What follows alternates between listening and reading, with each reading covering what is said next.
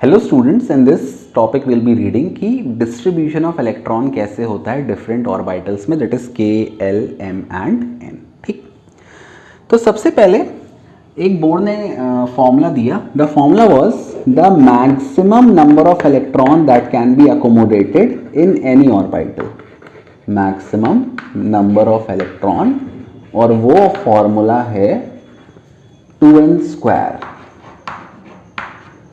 Where n is the orbit number. अब अगर आप इस फॉर्मूले के हिसाब से चलें तो आपके पास कौन कौन से ऑर्बिट हैं? k है, ठीक है, फिर आपका l है, k, l, m, n। ठीक, अब यहाँ पर आप 2n² फॉर्मूले का यूज़ करो, 2n² फॉर्मूले का यूज़ करो।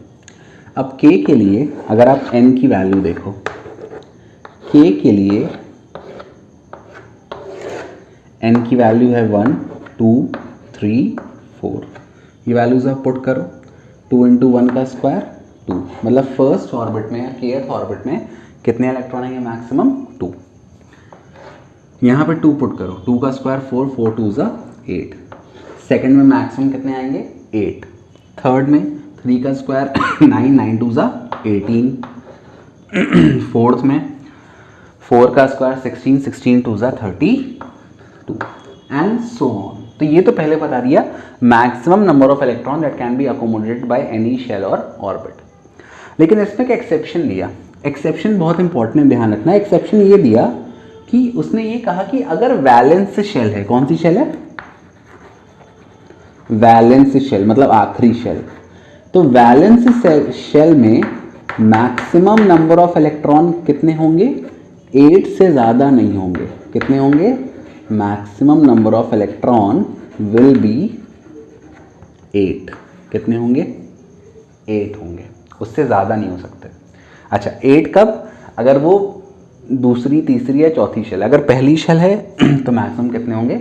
2। ठीक है, इसको जो ये रूल कहते हैं, इसको अपन बोलते हैं ऑक्टेट रूल। क्या बोलते हैं?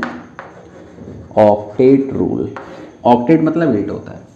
तो ऑक्टेट रूल कहता है कि the maximum number of electron that can be accommodated in the valence shell, that is the last shell, is 8 because 8 forms the most feasible तो नहीं कह सकते, द मोस्ट सिमेट्रिक ज्योमेट्री बनाता है।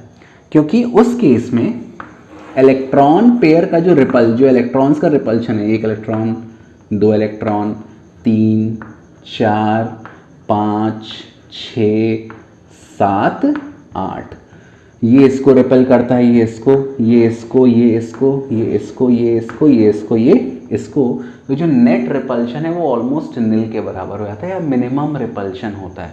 इसलिए 8 इलेक्ट्रॉन होना सबसे स्टेबल सिमेट्री है। तो जो आउटर मोस्ट ऑर्बिट है उसमें 8 से ज़्यादा नहीं होंगे। अगर होते हैं तो वो 8 रखेगा और 1 इलेक्ट्रॉन या 2 इलेक्ट्रॉन जो भी उसको आगे भेज देगा। अभी अपन देखते हैं कैसे। ठीक, देखो यहाँ पे सबसे पहला अपन एक सिंपल ले लेते हैं कि, अच्छा एक चीज़ और देख लो। अगर केवल 2, अगर मैं पहले शेल की बात करूँ, पहले शेल में मैक्सिमम कितने इलेक्ट्रॉन आते हैं? 2।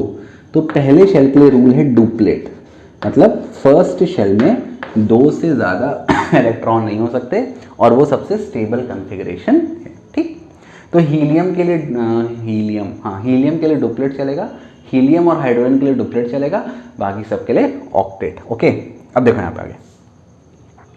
सपोज मैंने कहा कि right the electronic configuration of sodium. Sodium atomic number कितना है? 11। शेल ले लो K। पहले शेल में कितने आएंगे मैक्सिमम? 2। दूसरा शेल L, कितने आते हैं मैक्सिमम? 8।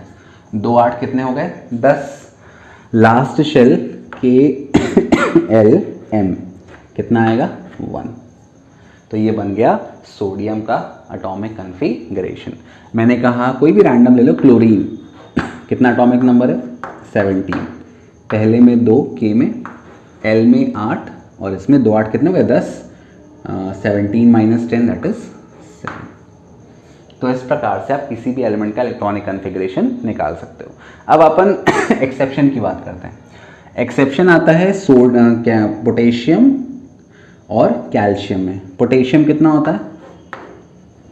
19 होता है, पहले में 2, दूसरे में मैक्सिमम 8, 2 8 10 हो गए, बचे कितने? 9।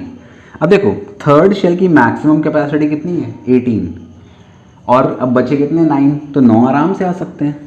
लेकिन अभी इसकी मैंने जस्ट पहले क्या बताया? एक्सेप्शन। एक्सेप्शन क्या बोलता है कि जो लास्ट शेल है या जो वैलेंस शेल है उसमें 8 से ज़्यादा नहीं आएंगे।